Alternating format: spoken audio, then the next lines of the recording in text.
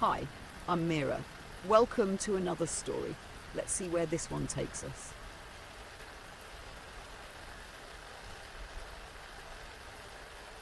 The rhythmic clang of Keiran Emberlin's hammer echoed through the workshop, filling the quiet night. Sparks leapt with each strike, illuminating the small space where their sibling, Elen, rested by the hearth. Elen's breathing was laboured, their frail frame wrapped in a thick blanket that did little to mask their shivering. Keiran glanced over their shoulder, the sight twisting a knife in their chest. "Still at it!" Elen's voice was weak, but their tone carried the sharpness that had always kept Keiran grounded. The village's hero hammering through the night. Keiran turned, forcing a small smile. "Someone's got to keep us alive. If I don't finish this order, we'll be eating snow for the winter." Elen managed a faint smirk, but didn't argue. They knew the truth as well as Keiran did. The village's rations were running thin, and no one had extra to spare. The forest hemmed them in on all sides, its shadow a constant reminder of the rules that kept them alive, or so the elders claimed. Keiran set the hammer down and approached Elen, crouching beside them. "How are you feeling?" Elen's smirk faded. "Like I'm running out of time." "Don't say that," Keiran snapped, their voice sharper than they intended. They softened, reaching out to adjust the blanket around Elen's shoulders. "I'll figure something out." Elen's eyes narrowed. "Keiran, don't do anything stupid." Keiran didn't answer. They stood and moved to the workshop's doorway, staring out at the village. The moon cast its light on the cluster of houses huddled against the encroaching forest. Even now, Keiran could see faint movements among the trees, shadows that weren't cast by moonlight. The visitors were watching. The visitors came when the village was desperate, gliding silently from the forest with their cloaks flowing like liquid shadows. They brought items that defied understanding, water that never dried, tools that sharpened themselves, fabrics that shimmered like starlight. Their goods were irresistible, but the cost was always strange. A lock of hair, a whispered secret, a night of dreams. Each exchange left something missing, and no one knew what the visitors truly gained. Keiran had seen the effects firsthand. Old Miriam down the lane had traded her laugh for a bag of seeds. Thomas, the butcher, had given his shadow for a knife that never dulled. They had all been warned. Do not speak to the visitors. Do not accept their gifts. But desperation made its own rules. Keiran tightened their jaw. They thought of Elen's frail body, the way their cough echoed through the workshop. The villagers' silence wasn't going to save them. As the hours stretched toward dawn, Keiran made their decision. They wrapped a scarf around their face, muffling the sound of their breath, and slipped out into the cold. The forest loomed ahead, darker than the night sky, its branches twisting unnaturally. The visitors had gathered at the edge of the trees, their cloaked forms barely visible against the shadows. Keiran approached cautiously, their heart pounding. One of the visitors turned toward them, its hood impossibly dark, as though it swallowed light itself. Keiran hesitated, their instincts screaming at them to turn back. "You seek an exchange," the visitor said, its voice smooth and resonant like a song played in reverse. Keiran swallowed hard. "My sibling is dying. I need something to help them." The visitor tilted its head, its movements unnervingly fluid. "The forest can offer what you seek, but all gifts require balance." "What do you want?" Keiran asked, their voice trembling. The visitor raised a pale, claw-like hand and pointed at the ground. "Your shadow." Keiran glanced down. Their shadows stretched faintly in the moonlight, clinging to their boots like a second skin. The thought of losing it felt surreal, impossible. "What happens if I give it to you?" Keiran asked. The visitor's hood dipped slightly, as though it were smiling. "The shadow is merely a fragment of you, but its absence will be felt. The choice is yours." Keiran hesitated, their mind a storm of fear and defiance. But when they thought of Elen, their weak smile, their fragile body, the choice became clear. They stretched out their hand, and the visitor's claws closed over it. The air grew cold as the visitor pulled something invisible from Keiran's body. They staggered back, gasping as a strange hollowness settled over them. The visitor released their hand, and Keiran looked down. Their shadow was gone. "The cure awaits," the visitor said, gesturing to the forest. "The glade will reveal it. But remember, all things taken from the forest must be returned." Keiran nodded, the weight of their choice pressing heavily on their chest. They turned toward the dark trees, the forest seeming to ripple in anticipation. Whatever the cost, they had to see this through.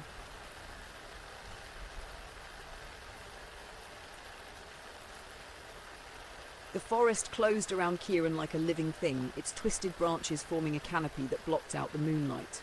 Without their shadow, the world felt wrong, unbalanced. Keiran's steps were uneven, the familiar sensation of their weight grounding them strangely absent.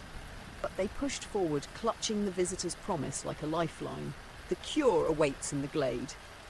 The path shifted underfoot, the forest's floor alive with roots and soft moss that seemed to breathe. Keiran felt the faint pull of something ahead, like a current guiding them forward. The air grew colder and the silence deepened. Even the sounds of nocturnal creatures so familiar in the village were absent here. As they walked, the absence of their shadow gnawed at their thoughts. The visitor's words haunted them. Its absence will be felt. What did that mean? Would it change them? Could they live without it? Keiran shook their head. These questions could wait. Elen couldn't. Hours seemed to pass, though Keiran couldn't be certain. The forest blurred time and space, each step feeling both familiar and foreign. Finally, the path opened into a clearing, and Kieran's breath caught in their throat. The glade was luminous, bathed in an otherworldly glow. A pool of water sat at its centre, its surface shimmering like liquid silver. Around it, flowers bloomed in unnatural hues, deep blues, fiery oranges, and brilliant whites that pulsed faintly, as though alive. The air smelled sweet, tinged with something sharp that stung the back of Kieran's throat. At the edge of the pool stood a figure, smaller and more delicate than the visitor who had taken their shadow. Its cloak was lighter, shimmering like frost in moonlight, and its hood revealed a faint outline of a face that seemed to shift with every glance. "You have come for the cure," the figure said, its voice soft but resonant, carrying an unsettling weight. Keiran stepped forward cautiously. "The visitor said I'd find it here." The figure gestured toward the pool. "It is within. The forest provides what is needed." Keiran approached the water, peering into its depths. The liquid rippled slightly, reflecting their face, paler than usual, with dark circles under their eyes. They hesitated, remembering the visitor's warning. All things taken must be returned. "What's the cost?" Keiran asked, their voice steady despite their fear. The figure tilted its head, the faint outline of its face unreadable. "You have already given much, but the forest seeks balance. You must understand what you ask." "What does that mean?" Keiran pressed. "If I take this, what happens to me, to my sibling?" The figure did not answer immediately. Instead, it touched the water surface with a spindly hand. The pool rippled, and an image appeared, a vision of the village. But it wasn't as Keiran had left it. Roots twisted through the streets, their thick tendrils coiling around homes and fences. Villagers fled, their cries muffled by the forest's encroaching presence. "The cure will save your sibling," the figure said, "but the balance will shift. The forest will claim what is owed." Kieran's chest tightened. "The village? You're saying this will happen to the village?" The figure inclined its head. "Every action ripples outward. The forest does not take without giving, nor does it give without taking."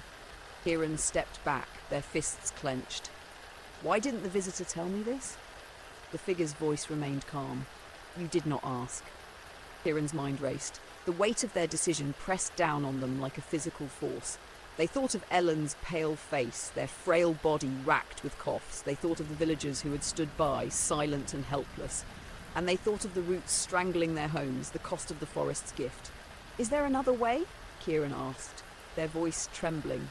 The figure's faint features shifted, almost as if smiling. "The forest offers only what is asked. The choice is yours." Keiran stared at the pool, their reflection rippling in its surface. The cure was within reach. They could save Elen. But at what cost? Slowly they extended their hand toward the water, their fingers hovering above its surface.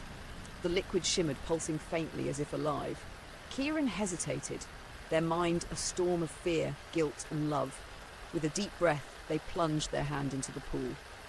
The water was colder than ice, its touch searing and numbing all at once. The pool glowed brighter, and Keiran felt a surge of energy course through their body, like something ancient and vast had taken notice of them. When they withdrew their hand, it clutched a small vial, its its contents glowing with the same silver light as the pool. "It is done," the figure said. "Take the cure, return to your sibling. But remember, the balance will be restored." Keiran staggered back, clutching the vial tightly.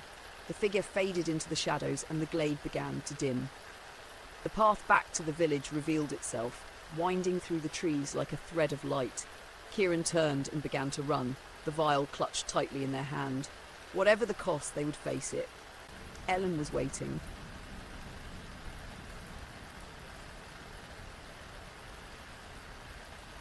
Keiran burst through the edge of the forest as the first light of dawn streaked across the sky. The crystalline vial glowed faintly in their hand, its light dim against the rising sun, but still a beacon of hope. They paused for breath, leaning against a tree as their chest heaved. The forest had released them, but its presence loomed behind, darker and more foreboding than ever. The village sprawled before them, quiet and still. Clutching the vial, Keiran hurried through the empty streets, avoiding the curious stares of those who peered from behind shuttered windows. No one spoke. They didn't need to. Kieran's return from the forest told them enough. The silence weighed heavy, but they didn't care. Elen needed them. They pushed open the workshop door to find Elen sitting up by the hearth, their face pale but alert. Their sharp eyes locked onto Keiran immediately, narrowing as they spotted the vial. "You did it!" Elen said, their voice still raspy but stronger than before. "What did it cost?" Keiran hesitated, the weight of their decision catching up to them. "My shadow," they admitted finally, lowering their gaze. "And maybe more." Elen frowned, trying to sit up straighter. "More? What does that mean, Keiran?" "It doesn't matter," Keiran said firmly, crossing the room and kneeling beside their sibling. "What matters is that you're going to be okay. Drink this." They uncorked the vial, the liquid inside shimmering like molten silver. Elen hesitated, their eyes searching Kieran's face for answers. Keiran met their gaze, trying to convey a confidence they didn't feel. Finally, Elen took the vial and drank. The transformation was immediate. Colour flushed into Elen's cheeks, their breathing eased, and the dark shadows beneath their eyes faded. They sat up fully, testing their strength with cautious movements. "It's working," they murmured, awe colouring their voice. Keiran felt a wave of relief wash over them, a knot of tension unravelling in their chest. "I told you," they said, managing a weak smile. "You'll be fine now." But the moment was short-lived. A deep, resonant rumble shook the ground beneath them, rattling the tools hanging on the workshop walls. Elen froze, their eyes wide with alarm. "What was that?" Kieran's stomach dropped. They had hoped the forest's retribution would be slower or subtler, but the warning had been clear: the balance will be restored. They rushed to the door, flinging it open to find the village in chaos. Thick, gnarled roots snaked through the streets, coiling around fences and wagons, pulling them toward the forest. Villagers shouted and scrambled to protect their homes, their faces pale with fear. At the edge of the forest, the visitors stood motionless, their cloaked forms like shadows given shape. Elen joined Keiran at the door, their expression a mix of fear and disbelief. "What's happening? Keiran, what did you do?" Kieran's voice was heavy with guilt. "I didn't know this would happen. I thought I could save you without..." Another rumble interrupted them as a root tore through a nearby house, splintering wood and scattering debris. Keiran grabbed Elen's arm, pulling them back inside. "We need to go." "Go where?" Elen demanded, coughing as dust filled the air. "The forest did this!" "You think it'll let us leave?" Keiran hesitated, their mind racing. They thought of the figure at the glade, its cryptic words: "The forest provides what is needed." The forest had given, but now it was taking. If there was any way to stop this, it would be there, in the heart of the forest, where the balance had been broken. "The glade," Keiran said suddenly. "We have to go back." Elen stared at them as if they'd gone mad. "Back? Are you out of your mind?" "It's the only way," Keiran said, their voice steady despite the chaos. "This started with the forest. It ends there."